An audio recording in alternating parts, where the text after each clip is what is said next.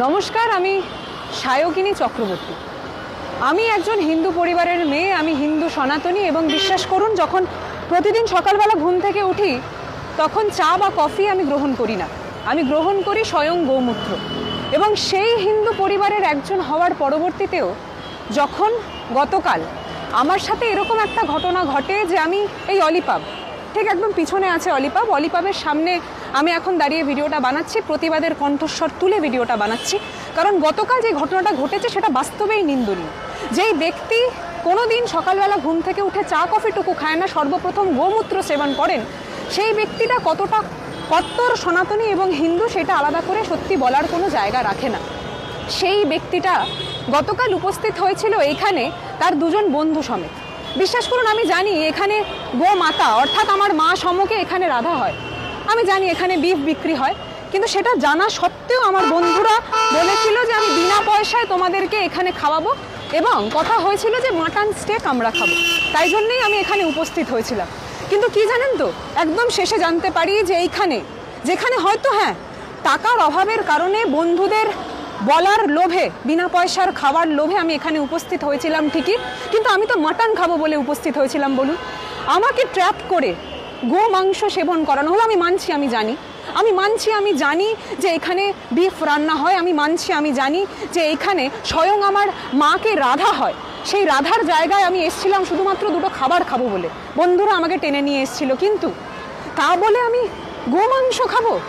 আমার সনাতনী হিন্দুত্ববাদী যে আমি, সেই জায়গাটা, আমি সায়নিকা চক্রবর্তী, আমি সেখান থেকে চক্রবর্তী পরিবারের একজন ব্রাহ্মণ মেয়ে, সেই জিনিসটা যখন আমি সাফার করছি সেটা কি সত্যি গ্রহণযোগ্য বলুন তো? আমি এই জিনিসটা হতে দিতে পারি না, কি ভাবছেন?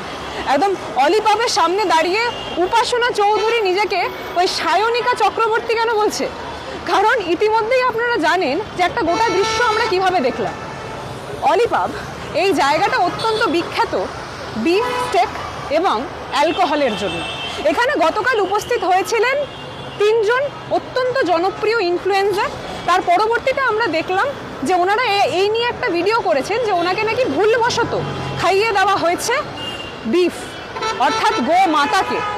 বিশ্বাস করুন তার ঠিক কদিন আগের ওই সায়কের প্রোফাইলে গিয়েই আমি ভিডিও দেখছিলাম, সেখানে উনি ওই রিয়াজ কোনো একজন ব্যক্তি, ওনার বন্ধু, ওনার বাড়িতে গিয়ে, যেই রিয়াজ গোমাংস সেবন করেন তার বাড়িতে গিয়ে কিন্তু খাবার খেয়েছেন, উনি ভিডিও বানিয়েছেন, সব করেছেন। আমি সত্যি জানি না, বা সেই জিনিসটা উনি হয়তো প্রকাশ করেননি, হয়তো উনি যাকে আজকে গোমাতা বলে ফুটেজ খাওয়ার জন্য এই ভিডিওগুলো বানিয়েছিলেন উনি হয়তো তাকেও আগে পূর্বে সেবন করেছেন। দেখুন ব্যক্তিগত জায়গা এটা, আপনি গোমাংস খাবেন, আপনি পর্ক খাবেন, আপনি ফিশ খাবেন, নাকি আপনি মাটন খাবেন, সেটা আপনার ব্যক্তিগত জায়গা, সেটা নিয়ে আমাদের সত্যি কিছু বলার নেই। কিন্তু মূলত যখন গতকাল এখানে এই বিষয়টা হয় তখন আপনি সেই ওয়েটারটাকে শুধুমাত্র এমনভাবে দেখাবেন বলে যে আপনি একজন হিন্দু এবং ওয়েটারটা একজন মুসলমান সম্প্রদায়ের কেউ, এবং উনি নাকি ইচ্ছাকৃতভাবে গোটা বিষয়টা করেছে, এটা আপনি দেখানোর চেষ্টা করেন। শুধুমাত্র তাই নয়, আপনি এই জিনিসটাও বলেছেন যে আমি হিন্দু পরিবার, একজন ব্রাহ্মণ পরিবারের ছেলে। এবং আমার মূলত কথা হচ্ছে, আপনি যখন ব্রাহ্মণ পরিবারের একজন ছেলে, আপনি যখন হিন্দু সনাতনী, তাহলে আপনি কি করে সেই জায়গায় উপস্থিত হন যেই জায়গায় আপনার মাতা অর্থাৎ গোমাতাকে রান্না করা হয়? আমার কথাটা সায়কবাবু এখানে। আর হ্যাঁ, একটু স্পষ্ট করে দিই, আপনাদের একজন নেতা রয়েছে থুরি, একদমই থুরি নয়, কোনো ভুলই করছি না, বাস্তব কথা। বিজেপির একজন অন্যতম মুখপাত্র উনি বলেছিলেন যে বিফ, যেই বিফটা বিজেপির অনেকেই গ্রহণ করেন, সেই বিফটা অ্যাকচুয়ালি বিফ নয়, সেটা মিঠুনদা। মিথুনদা কেন বলছি আমি?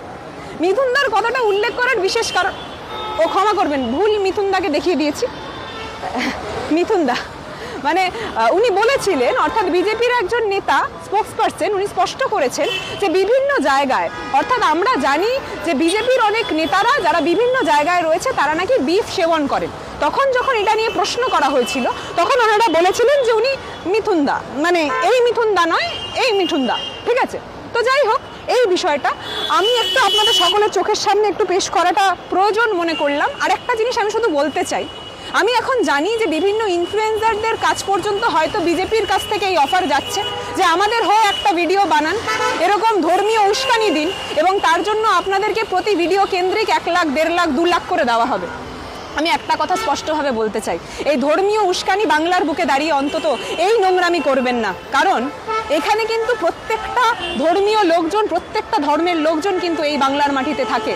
জয় বাংলা বললে রোহিঙ্গা হয়ে যায় বা কোনো একজন ব্যক্তি তার ধর্মচারণ করলে সে খারাপ হয়ে যায়, এটা কিন্তু বাস্তবে হতে পারে না। তাই যারা শুধুমাত্র বিজেপির কাছ থেকে একটা বড় অংশ টাকা নিয়ে এইসব নোংরামি করার চেষ্টা করছে, এই ভিডিওটা তাদের জন্য। একদম অলি পাবের একদম সামনে থেকে।